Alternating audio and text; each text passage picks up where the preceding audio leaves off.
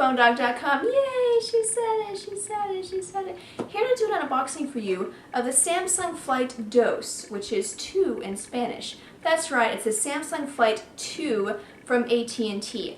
It's a follow-up to the original Samsung Flight, and it has a 2-megapixel camera, a 3-inch touchscreen display, and a full physical QWERTY keyboard. Now, it is available exclusively at Radio Shack, so if you watch this video and you like the phone, be sure and keep in mind that it's only available at Radio Shack. So we're just going to unbox it and do a quick first look, and then I'll have a full review for you guys up on the site in about a week. So, it's a Samsung Flight 2 from AT&T, exclusively at Radio Shack. I'm Sydney, exclusively at PhoneDog.com. Let's go check it out. Okay, so this is the box for the Samsung Flight 2. You'll notice it's the basic AT&T messaging phone box.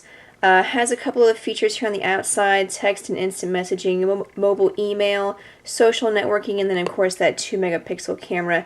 These are features that you'll have to pay for, but you do have them available if you like to use them. So if we open it up, inside we have the device, of course, in its little bag. And we'll get to that in a second. See what else is inside the box. You also get your data cable, which can also be used for charging. It's micro USB, and then the modular USB-based charger.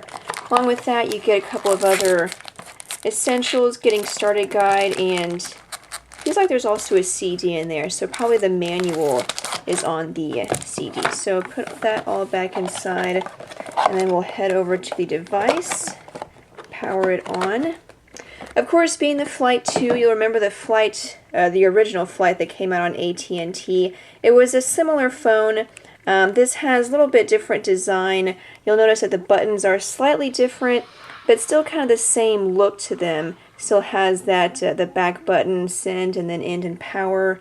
Then you have, of course, the physical keyboard. On the original Flight, the keyboard slid out from the bottom, so it was a vertical slider, but they've changed it to where it slides out to the side.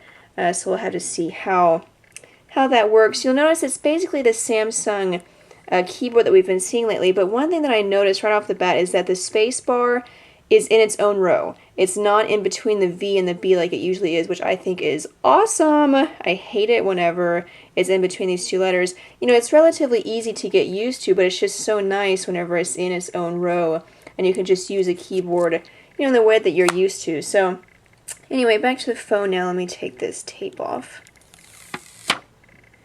And, let's see, I think there may be more on the back. Yeah. So on the back here you can see the 2-megapixel camera. Looks like no flash. That's kind of expected, I suppose.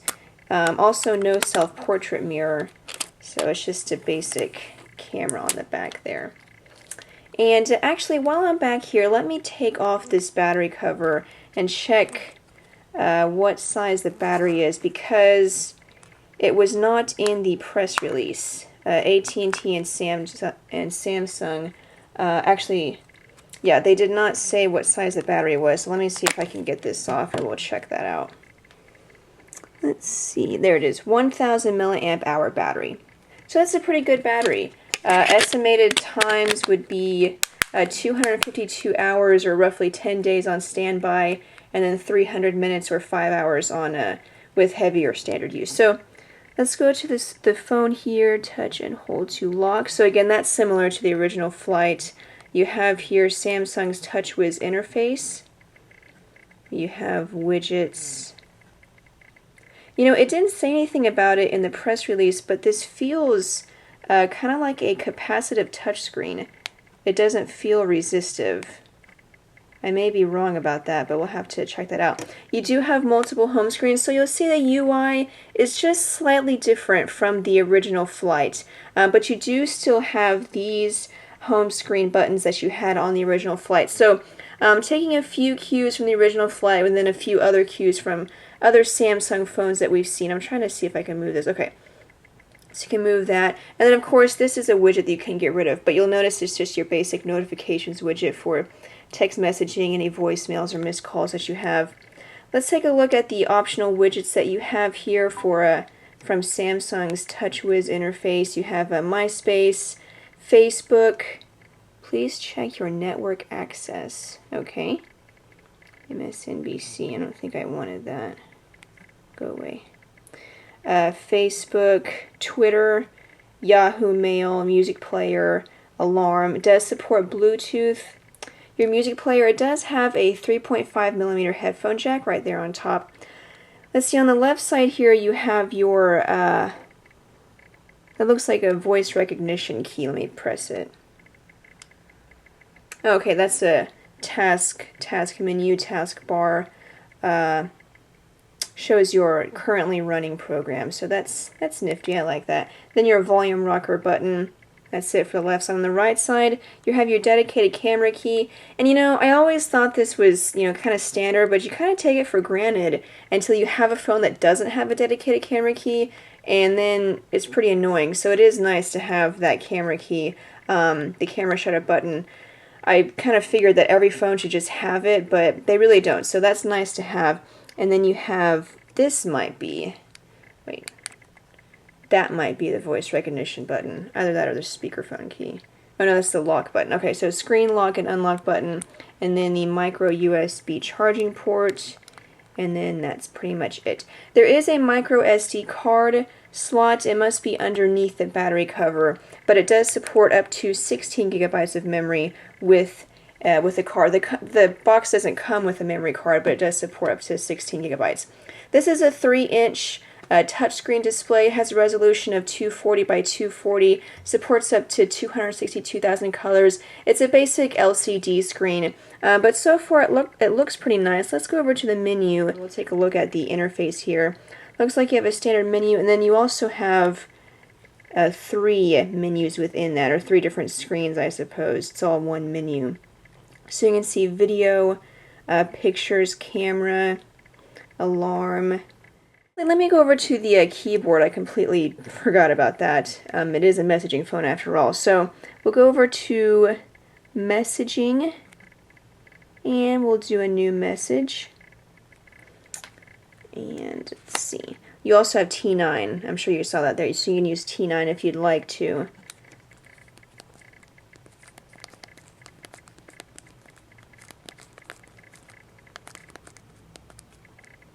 Jumps over the lazy dog. Okay, so it's a nice keyboard. I did do a double tap a couple of times, missed a letter there.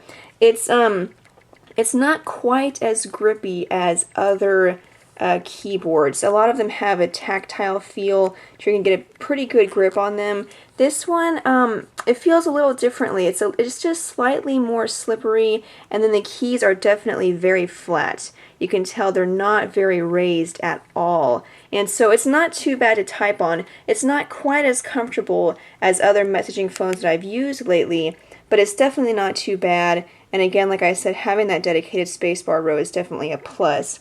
You'll also see you have a .com key. I really like that. Navigational arrows, and then a shortcut key for probably messaging or going to your inbox, and then an emoticon key, so get to your different emoticons. So messaging looks nice.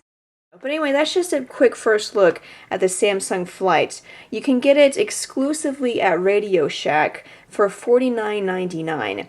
And so it's a messaging phone with a touchscreen, and so far, you know, it feels pretty solid in the hand. Has this grayish color. You can see there's a little bit of a grid design on there, but you can't really feel it. This is mostly just flat, slippery. There's a speaker grill. So far I'm liking it. I usually like Samsung's messaging phones. I like their TouchWiz interface. I'm going to have to see if this keyboard is a little bit easier to get used to, since it's a little bit more slippery than phones that I've been testing lately.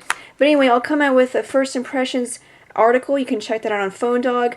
I'll have the review, the full review, up in about a week, so go to phonedog.com to check that out. Thank you so much, guys, for watching. Be sure and check out phonedog.com for more news, updates, and reviews. We're going to have plenty of reviews for you guys, so go and check that out. Also, you can check out our Facebook page, facebook.com/phonedog. Thanks, guys, for watching. I'm Cindy from phonedog.com, and I'll see you guys later.